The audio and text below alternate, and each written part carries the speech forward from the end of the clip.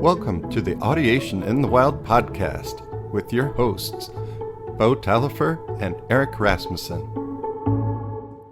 Season 2, Episode 20, Beau Taillefer on his adaptation of music learning theory to guitar. All right, Eric, we're in my wheelhouse today. Today we're going to interview Beau Taillefer on his ideas and how to put MLT together with how he teaches guitar. Mm-hmm. So there's some real challenges that come from teaching the guitar to anyone. I mean, it's a ridiculous instrument in terms of its physical coordination, but there's also a lot that goes on in terms of I call this like fretboard audiation or fretboard visualization. So just how we can symbolically associate with music notation, so we can learn how to see our tonal patterns on music notation. You can learn to see tonal patterns and chords on the guitar fretboard.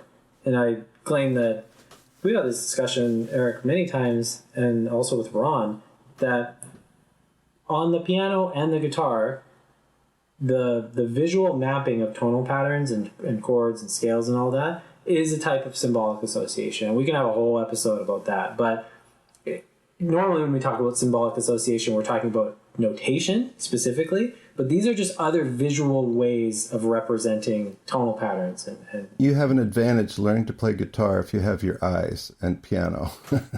Much more than if you had your eyes. You know, it's more advantageous than, needing your eyes for trumpet playing. Because I got nothing to look at but 3 buttons. Yeah, and this is actually a good point. Like, why is it useful to use your eyes when you're looking at the guitar fretboard, but it's not in the trumpet? And the reason is when you're playing the trumpet and you play like D, A, well, let's say you play D, F sharp, A, it's a major chord, and then you're going to play an E major chord, E, G sharp, B. There's nothing about the relationships in the fingerings that gives you any advantage. Like you can't take your fingering for the D major and somehow inductively know how E major is going to look like, how the fingering for E major is going to look like. On the guitar and the piano, this is a completely different story. If you know what G-Do looks like and you want to play, or if you know where G-Do is and you want to play a tonic tonal pattern, it looks a certain way on the guitar. And if you want to know how to play a D tonic tonal pattern and you know where D-Do is, the thing looks exactly the same. So you can apply. There's a type of inference that you can apply that you can't apply on like a trumpet or whatever. And even the piano. So for example, if you have a C major triad on the piano, F major triad, G major triad, they all kind of look the same. They're all white keys and they're one note apart. But a C major triad and a D major triad on the piano, with how the black key is spaced in there, it visually doesn't look the same. So we can teach students that you just have to deal with that, and you kind of do have to deal with that. But on the guitar, you don't have to deal with that in the same way. The stuff looks exactly the same, no matter what key notes. Yeah, 12 white notes. Yeah, and there's some issues where the tonal patterns can look different on different sets of strings, and that's something you have to be very careful with the student. But this is my whole claim of teaching MLT to kids through the guitar, is that you have this absurd ability to take advantage of both movable do and playing songs in different keyalities. And it's almost like a non-issue. Like, the guitar is so powerful at this. I get off on my soapbox a lot about pitch letters, but the guitar, the visual aspect of the guitar is so powerful at teaching movable do with a law bass minor. You do not even need to actually use the solfege for it. So like, if you just teach them by rote to play songs on the guitar in one position and then teach them how to change the keyality up a position, people infer the changes in keyality without even using syllables. Like, it's that powerful. The visual mapping of this is so just intuitive to even kids. And this might be why I have found that, where I am in my certain positions about pitch letters and tonal solfege and stuff like that. But it's more easily adaptable to guitar or another visual instrument, but especially guitar, because if you just move your fingers up a fret, you haven't changed anything. Other than the Keality, obviously. Yeah. I think I figured that out. Yeah. But yeah, no. There's something you said. I want to bring it back because if you just teach these songs, and the kids can just move their hands along, so it's like they don't need to know anything to start inferencing where they can, where they can play other tunes. So it becomes real easy for them to transpose. It's obnoxious basically. how easy it is. Yeah, and you have to be careful how you do this. And one of my critiques of normal guitar method books that are not MLT based is that they're usually what you do on the guitar is you learn how to play the open strings and you learn how to play in the open position, so like the first 4-ish frets of the guitar. But the problem is you lose this ability to infer the way tonal patterns and chord patterns will look. So like what I do when I teach is I just teach by rote. Because you could just do a tonal pattern on one string, and then you're just going up, however many frets to do do mi, or and that same number of frets for do mi on any string. But then Which you're is not exactly how I start. But then you're moving your hand up and down the fretboard so much that maybe it's better to do do mi on two different strings. But then how do you deal with the differences between the intervals between the strings, because it's fourths and all of a sudden you got a major third or something, right? Yeah, so on the guitar, the standard tuning on a 6-string guitar, they're tuned in fourths. So low E string to A, low A string to D, D string to G. Then all of a sudden, in the middle of the freaking guitar, it's a G to a B, and this is a nightmare in terms of, for example, on the low 2 strings, if you teach a student what do mi looks like, or do mi so on 2 strings, it looks the same on every other 2 combinations of strings that are next to each other. So on the E string to A string, do mi looks the same. On the A string to the D string, do mi looks the same. But then all of a sudden on the G string to the B string, do mi does not look the same. It looks different. So what you have to do with students is you have to be very careful about how you do this. But you use a type of inference activity where you teach them do mi on all these sets of strings, and then when they have mastered that, you purposely introduce this problem that do mi does not look the same on this next set of strings, and you teach them how to go from do mi on the G and B strings to do mi on the other strings, and you teach them how to go from do mi on the other strings back to the... And so they have to become very fluent at doing this. But you brought up something really important, first doing it on one string. And so there's a couple of reasons I think this is a better idea after, like, God knows how much experimentation. Students learn to play guitar better when in the beginning they only play on one string. And I'm convinced of this because it requires so much physical coordination to move the left hand and the right hand simultaneously between strings. When you have a brand new student and you're teaching them to play melodies, you should teach them to play a lot on one string. So you can start mapping the tonal patterns out on one string, start mapping little scales. I don't map whole scales out. I'll map out like do, mi, do, re, mi, and la, ti, do on one string, so they see what the pattern looks like, right? Just micro little... Yep. Yeah. And you got 6 do's on open strings. If every string's a do, you can play that. Actually, yeah. So what I'll often do is, like, in the beginning... It's actually 5 because E is doubled, right? Yeah, you're right. But what I'll do is, like, we'll learn what do, re, mi looks like using, like, frets 0, 2, 4, essentially. And then we learn how to find that do, re, mi on every open string. And then we learn how to find it starting on any note. And it's crazy how well this stuff works. I mean, like I said, this stuff works so well that you can actually just abandon... I'm not advocating people do this, but, like, you can actually just abandon the solfege and say, this is minor, bum, bum, bum. This is major, bum, bum, bum. And you can just label things using major and minor and say, hey, play me the major one. And they'll play it. Play me the minor one. And they'll play it. Because they know what it visually looks like on the instrument. And then dropping the solfege into that, oh my God. Like, yeah, it's a shortcut to get to your audiation and technique right away that we don't have the same advantage on other instruments. So one of the coolest things that I've experienced as a music teacher using MLT and stuff, I was teaching this kid who was in grade 2, like with this method, single string playing, mapping out tiny tonal patterns and 3-note, scales or basically connecting a tone between the tonal pattern. So in between do and mi, connecting re. And I'm teaching this kid for a few weeks. He had monster ears, by the way, too. Like he was a great audiator. And I went to the washroom and came back, and he sat at the piano and said, okay, if this piano key is do, and then he knows from frets that he has to count up a certain amount of frets to find mi. He just counted up piano keys and was like, this is where mi is on the piano. And he'd never been taught the piano ever. But he just started realizing, like, I'm just counting tones, I'm just counting frets on the guitar to find the tonal pattern. He started doing this on the piano. So this is where I use exactly that when my students understand major sound and a minor sound, and that major sound is the tonic for these tonalities, and minor sound is the sound for these other tonalities, right? Using all the typical tonalities, and of course I don't use Locrian, but when they've got what a dominant sound sounds like, what a major sound sounds like, what a minor sound sounds like, and it could be any of those functions, right? Eventually, we get to diminished and augmented.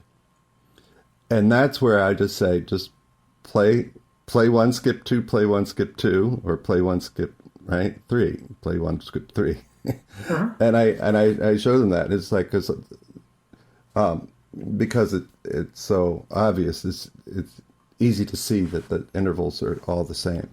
Yeah, and this is where, we've had conversations about theoretical understanding, but for me, I would personally consider that if you're teaching a student, like if a student can audiate, la, ti, do in minor, and they can play it on the instrument, and they can symbolically associate all that stuff, if then you come in and say, hey, look, la starts here, how many do you got to count up to get to do? That's a piece of theoretical information. Even though you're using solfege, it's a piece of theoretical understanding, but it's entirely valid, and I would claim important to learn on an instrument, because now they have the ability through their audiation to just find where la and do is through just by ear, just trial and error. But once they can do that, you just teach them the actual theoretical rule. La's here, do's here on the string. Just count 3 frets up. It looks a certain way, and you can count it. I think that's totally defensible, and this is what really opened the door for me in terms of thinking, in MLT, we often think theoretical understanding is something that should be like weighted for a long time. I do not think that is the case. I think that when you go through the skill learning sequence and you do tonal patterns and partial synthesis and composite synthesis all the way down, there are pieces of theoretical understanding that are appropriate to do like right away, like right in the beginning. Like just they can sing la do mi, they can sing do mi so, and then on the instrument you're going to teach them that la and do are this far away from each other. It's totally fine. There's nothing wrong with that. Yeah, I'm thinking about part of the reason is I only have one diminished chord in all my repertoire. And I want kids to have, and we've already had access to exploration and different tonalities and exploration, because I'm trying to get my kids to first audiate these functions and then start to create and improvise at home on their own, should they choose to, right? They're young. I'm not making them do anything. But like to give them access to diminished and augmented sounds, like I just don't have it in their audiation before I put it on the piano, because it's really easy to produce on the piano. If you can remember, play one, skip two, or play one, skip three. And so that's it gives them another way to think about something that doesn't damage their audiation, because I've already done, they understand the qualities of chords. Separate from this is another thing. Added tones. Yeah. We talked about this in another episode, but I was saying how sometimes I teach things by rote that I have no doubt students can't sing, but they can definitely play on their instrument, so they can rhythmically audiate what I'm asking them to do. They can't tonally audiate, but I can give them a little tip, like, okay, on the piano, just go down in thirds. Like you're playing these little shapes. We just call that shape a third. Like I don't care about teaching them the theory about why that's called a third, but this is a third. Just move your right hand down in thirds. And they imitate me doing it on the piano. And so there's this weird gray area where like if you're actually responding to what the kids can and can't do, which should be your metric, refer to previous episodes for that. Kids can respond to stuff like that. You say, hey, just like for this next tone, just count up 2. Boom, boom. They can do it. I think the danger in that is thinking that that is teaching audiation, right? Which is what we've talked about. So if you're using little mental tricks like, okay, we're moving down in thirds in this rhythm, ding, ding, ding, ding, ding, ding, ding, ding, ding, ding, just moving our piano right hand down in thirds, or on the guitar, just, this many frets away. There's nothing wrong with that as long as you know that that's not in itself teaching audiation. And if you are doing things that do teach audiation before that, hopefully, and around that, it's not going to like all of a sudden ruin the student's musical mind. It actually is quite useful in some ways for teaching songs by rote. But I think the real, again, concern is a lot of teachers are teaching things like that and thinking they're actually teaching like the fundamental musical skill, which is incorrect. Yeah, because the teacher's audiating, but you don't know if the kid is or not if you tell them just to do it that way. Yeah, and so this is another part of playing the guitar, is that like a lot of things just need to be taught by rote. Just, put your finger here. And this is one of the reasons I actually really like teaching guitar in person, is that you can reach over with your hand and just point at a fret. And like I've scared so many students with this. I reach over, I'm pointing at their fretboard, and I'm just singing what it should sound like. And so I'm just like, bum, bum, bum, da, da, da, da, da. And then they're like, how do you know, like, how it's laid out like that? And it's just from these little games, sing it, don't look at the guitar. Yeah, you don't want to, you can't go about it purely technically, and you don't want to go at it purely audiationally. There's both, and visually. I mean, add that into the perception of what you're teaching. So it's right there for them to see. Yep. It'd be great to make you, teach the same number of kids that you've had in your life and teach blind ones. I've never had a blind student. I've always wanted one. I would be curious, like, how that would change. But, like, ultimately, that... Well, actually, let's hang on to the blind thing for a sec. Because violin teachers are often told to not... or violin students are told to not look at the fretboard. But what did they develop? Like, they're told to look at the sheet music, but they're heavily discouraged, even in Suzuki, from looking at the fretboard as a main way of navigating. But they develop a kinesthetic sense of how far my experience of these teachers is they all have tape all over the fretboards. Some of them do that, yeah, to guide the student where to put their finger. A lot of them, yeah. But in general, like we were talking to Molly Gebrian, and she discourages students from looking at the fretboard, and that's how she was trained. But you develop a sense, like if you're going to play parallel major and minor Twinkle Twinkle Little Star, you develop a sense for like, the major, the like, however you want to say it, the tones are this far away from each other when I'm playing in minor, and they're this far away from each other when I'm playing in major. You develop this spatial sense of where the notes are located on the instrument, and you develop that too with the guitar. But and it's fingerboard on the strings. What's weird is when I'm improvising on the guitar, not only can I pre-audiate what I'm about to play, before I play it, I can also see it. It looks like the guitar is just like lighting up, and the notes are like saying, "Hey, play me," and they're like, and I'm just following like this like Christmas tree lighting up, and so I can audiate where the notes are going to be and see we've where talked they're about be synesthetic, and now you're adding in the visual component, because I sing better in tune when I put my fingers down to play air trumpet, right? And you've got that synesthetic thing in fingers too on the guitar, but you can also add the visual component. And now you've got three things that, depending on what's strong in the kids or in your students, different paths you could go based on their strengths. Visual or audiational or like that. And hopefully it's audiational leading the way, but you can get through audiation by playing rote tunes. Yeah, you can. And so there are activities you can do to help. It's kind of like, it's partial synthesis and symbolic association on the guitar neck itself, instead of through notation. So, I mean, basically what I'm talking about is you have the audiated content, you have the symbolic association of the notation, you have the symbolic association of the fretboard itself, and you need to develop, so you have this triangle of these three modalities. You need to develop a link between all of them. So how do you do this with students on the guitar? First, sing everything. Everything. Students know that if they play something, unless it's just a purely like rhythmic based thing, I will call on them to sing it at all times. Like they know that by now. And so what happens is like, if there's a link between what they physically see and what they can sing, you end up quizzing them to reverse it. So one time I'll say, hey, just sing this. Another time I'll say, hey, sing it and finger it on the guitar. So you can't play it, but I want you to finger it where it should go on the guitar. And then other times I say, okay, I'm going to finger something and you're going to watch me finger it. And I'll sing either the right thing or the wrong thing with it. And I'll say, so I'll sing Major Twinkle, but I'll finger Minor Twinkle.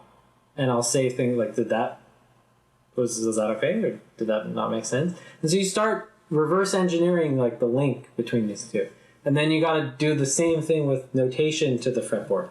Yeah, obviously teaching through differences there. Just, this is what it is, this is what it's not, and now you're tricking the kid is another extension of, how much they've synthesized that information in this is in where their fingers and works. in their audiation and right.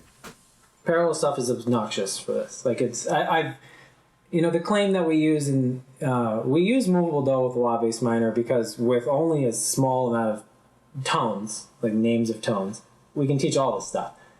The point where I start departing from this is if you watch what the kids can actually do and how fast you can get them to do it, you can get them to play Major and Minor Twinkle through parallel keyality faster than with relative. And that's just a fact. I mean, if you know how to play Twinkle, you change two notes and now you can play it in minor. So it's a nightmare for naming it with the solfege that way, but in terms of just observing what kids can do, they can do the parallel faster. And they can do all these inductive activities faster when it's done on the fretboard parallel. So there's some problems here with how do you line up an MLT curriculum that takes advantage of what I'm talking about, but still uses movable do with a law bass minor. And that's it's something that I've thought about a lot over the past few years. Because if you observe the kids, they can do parallel faster, and I just have a hard time throwing that out of the window. My question is faster always better? And in terms of motivation, like what else can they learn quickly? Gordon starts with sing the first note of the tonal pattern, right? Mm-hmm. It's not necessarily the easiest thing to do. Yeah, for sure. I mean, one thing that's kind of made me more convinced of this, the utility of getting people to play stuff in parallel on the guitar specifically, is that they learn inference through this really fast too. So first it's Twinkle, then it's London Bridge, then it's Mary Had a Little Lamb. It's easier to see the differences. Yeah, it's easier to know where the differences should be. So not only are we turning all, like every song I play in major, I basically turn into minor, and then it gets to the point where now you have an unfamiliar song, and I teach them how to play it in major, and then I say, hey, play the minor one, and I don't say anything else. I don't label any tones. I haven't said anything except play the minor one, and they play the minor one, and I mean that's It's interesting to watch kids in grade 2 do this, For sure. Like they're just like, now they're so used to playing things in major and minor. You know what this is like, Eric, where I'll give them a song and they're like, hey, I wonder what this is like in the other tonality. Like that's their reaction to doing it. And so I love that. It's a lot of fun. But I mean, these are some of the things that make me excited about the guitar for MLT, because it's a stupendous vehicle for teaching movable do with a law bass minor. It's insane how well it works. I think a lot of guitar players actually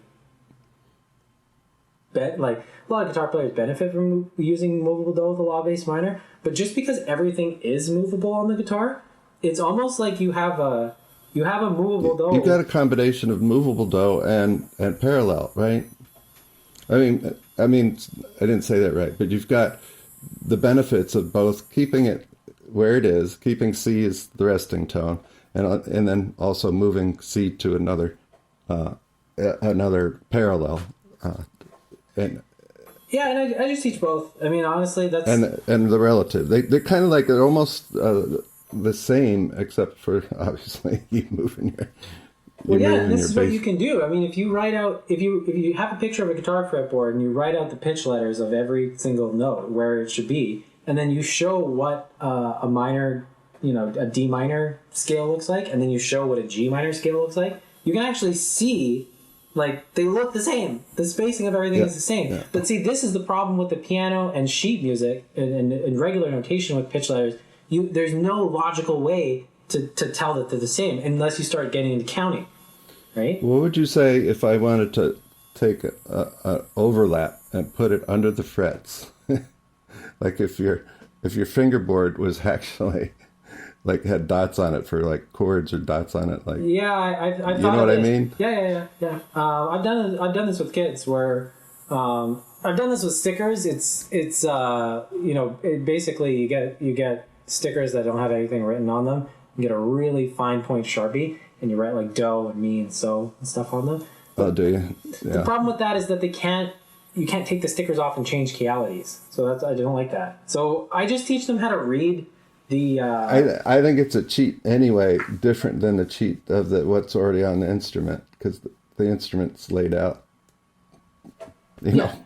perfectly, except for the one major third string.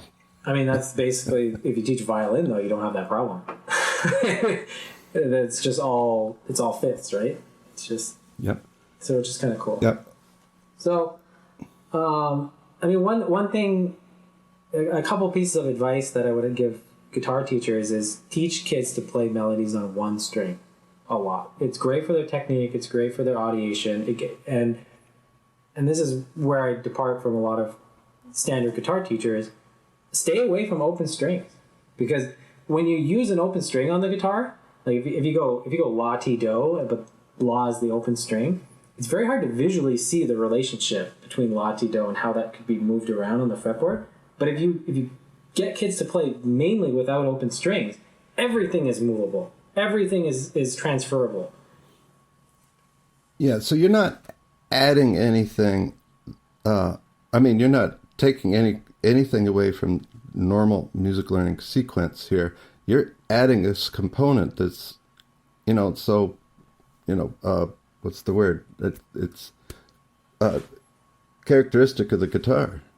Really, the main difference in what I do from, I think, the way the MLT sequence is laid out is I don't teach, we've talked about this in other podcasts, but I don't teach that, I first teach major and minor through a song. I don't teach that major is a tonality with the resting tone do, and minor's tonality with resting tone la. I teach that later. First, I just teach a ton of songs in parallel major and minor, and I use the words major and minor for naming which one I played, right? And then after they can do all that without any tones, no labeling tonics functions or no solfege at all, then I start saying minor is the one that has resting tone la. And this note in Twinkle is la right now. And then this note in Twinkle right now is do. And if I'm going down that route, that's what I do. But that's really the only difference I do. And the only reason I teach it like that is because it enables me to get them to play in parallel and label it with something. And you're giving them more experiences than would be... it's just easier to do it with guitar. You're giving them more experiences with, major and minor, because all you got to do. So any major song is automatically minor, and any minor song you want to do automatically major, and that's so much easier to do on guitar. I would claim that if the piano didn't have this arrangement where you have like an unequal amount of white and black keys next to each other, right? So you have this spot on the piano with two white keys. But let's just pretend all the semitones of a piano were in a pure line. This would be the exact same thing on the piano. You do parallel minor, parallel twinkle in major and minor, just like that on the piano. And then you do relative. And I mean, I know it's like contentious. on the harp though. You'd need like on the harp, like a color so that you know like where to break up the 12. Like a. Oh yeah, for sure. And this is the problem with the guitars. There's no spot to break it up. I mean, so that's really the only thing that I do differently is I teach the term major and minor through familiar song first, and I don't say anything about resting tones or whatever. Yeah. And I know this is different than the standard sequence in general, but what's crazy is kids can do this. So you teach major and minor through familiar songs, and then you'd use partial synthesis, like street partial synthesis, to tell the difference between the two. And for me, the validation that this works is after enough familiar songs, you just give them an unfamiliar song and you say, hey, is this major or minor? They'll tell you the answer. Yeah. So it's kind of cool. So yeah, I mean, avoiding open strings, it can be annoying for playing like standard repertoire, because standard classical guitar repertoire, for example, is just like, it's all open strings. Like, it's all it is. But I don't think it's actually the best way to go about this. And so, yeah, I mean, usually I restrict playing to like a string or two for a while, and I add another string into the mix and slowly make sure they can sing everything. But yep, no, it makes sense. Yeah, there's certain idiosyncrasies. Yeah, is that the right word? And then eventually, what you can do is you could play like with this parallel relative thing. You play parallel minor, parallel major, and then you play twinkle in relative, and you can start quizzing them which one was the relative one and which one was the parallel one, and they can do that, which you'd think they couldn't, because some of the claims we make about movable do with a law bass minor, but they can tell like that it went from one keyality to another. They can start picking that up. Yeah, when you first teach partial synthesis, the traditional way, that you sing 3 patterns in major, and then is this next set of patterns, and so you're using the relative minor, so you actually got a pitch or a resting tone shift, right? A keyality shift in addition to the tonality shift. So you've got 2 things that make you go, no, it's different. And then that's easier than doing the parallel. But I think that the parallel is a little bit harder. And if kids can't do that, then I do, I just make it harder first and see who pops through that quicker. So anyway, you've got some interesting ways on guitar that we don't have access to as another kind of instrumental teacher. Yeah. So I mean, I haven't seen a lot of materials laid out. I've made materials of my own. I'd like to eventually make some kind of method out of this, because I mean, for the reference point, like I'm very happy and intrigued with the Audio guitar method, and I have it myself, and I think it's really cool. I was very excited to see it. I think it's a milestone for the MLT community. My only personal reason for not using it in my studio is most of my students are high school students, and those songs are not appropriate for them, and I have my own ways of doing this. So we just needed a more advanced repertoire, and you've got that Audio guitar method is to get you started from scratch. And very good for young kids. I'd like to point that out. Like the way the chords are laid on the guitar is very good for young fingers and stuff like that. And really, any method, when you actually put something on paper and do this before that, there's obviously the learning sequence that everybody's following, but there is a complete new method anytime another teacher uses that. And this is how I always used any of the jump right in stuff. It was just a reference for me to teach my method using their materials, and they had a method, but you always move it or you always adjust things. And it was till I got to the harmony that I was adding, to something that wasn't already there. So I think this is how the author of any MLT based curriculum is your own method. Totally, yeah. And because your curriculum has changed, like even if you use someone else's curriculum but now add a few things on top of it, that's a new curriculum. That could totally change the trajectory of someone's learning.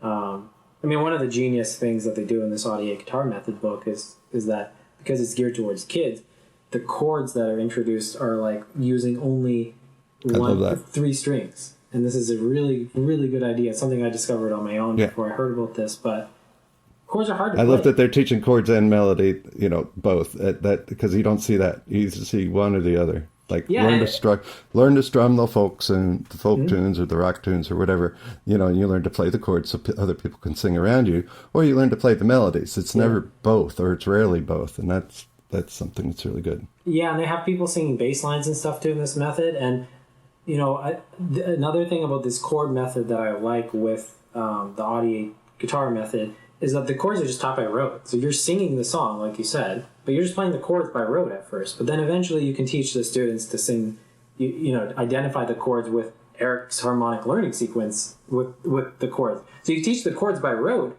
but then you teach the harmonic learning sequence stuff through audiation. And then once they're caught up on enough on the harmonic learning sequence stuff, you just say, hey, you're already doing it. And then you link that with what they're playing. And it works so beautifully with it. And one of the reasons I got so interested in Eric's stuff is because I was teaching a chordal instrument. It's easier on guitar to learn to play chords. I mean, ukulele, too, but...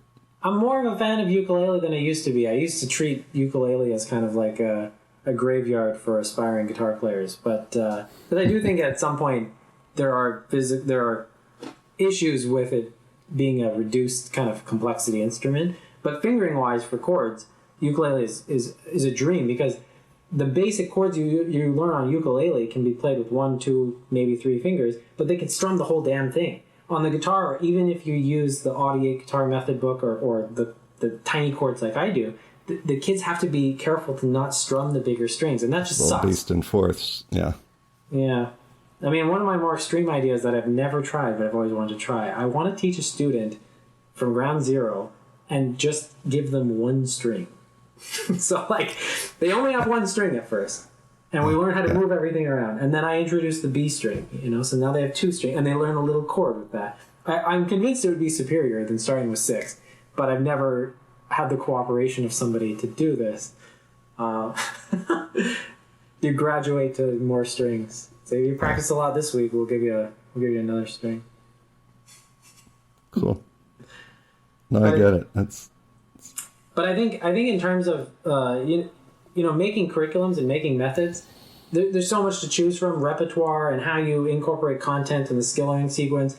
There's so many extra considerations for making a guitar curriculum just because of the absurdity of the way the instrument is laid out. So I mean, I'm surprised we don't have a plethora of MLT guitar method books just based off of how many directions it could go. Because a jazz guitar method book using MLT principles would be laid out in a radically different way than a classical method book. In more of an extreme fashion than a jazz or classical piano method book would be compared to each other. There's just the way the instrument is laid out, it creates just so many more considerations for... And that's probably what I'll end on, is that I do change what I do depending on the student I work with. Oh, for sure. So if my student's trying to get into a classical guitar, circuit, I'm more having them play open strings, and I'm still doing my movable dose, movable parallel minor with everything. But that goes right back to the previous episode. But man, if they're learning to be a jazz guitar student, I'm not worried about them learning how to play scales in open positions like almost at all, because it's just not relevant to what they're learning. But yeah, that's fun. I'd like to just advertise my services here too. If you're an MLT guitar teacher and you're struggling to put together a curriculum, I mean, I'd be more than happy to help someone get a handle on this, or if you are using the Audiate guitar method book, but maybe you have some older students who want to learn jazz or something and want to learn how to map this stuff out on, because I think eventually the guitar Audiate method book will have more editions in its series, but I think right now it only has a few. I think it only has 2. Yeah. Maybe one All right, day I'll cool. teach Eric how to play guitar. Well, everybody should just take a workshop with you on all this stuff because you're amazing on the wealth of knowledge. It'd be fun to do a presentation on this, at some point. Yep, it won't be this. It won't be this conference, the Gordon Institute Music Learning. I'll be teaching a session on the blues, how to teach the blues, and it'll be different than what you think. It's Mr. Eric's tried and true method. All right, well, we went longer, but I don't think anyone's surprised. No, we're not surprised. Eric's specifically not surprised. Oh, we talk for an hour before we get started, so Yeah. not always that long. But anyway, thanks, Beau. It's really good information to have. So Yeah. Well, and have fun. I'd love to see a guitar teacher experiment with this. Teach using no open strings. Teach Twinkle Twinkle with major and minor. Teach relative. Teach parallel, and just experiment. I guarantee you, other teachers will arrive at the same conclusion I did, that teaching parallel is more efficient. But I mean, I'm very biased just because I'm so passionate about it. So who knows? All right. Good deal.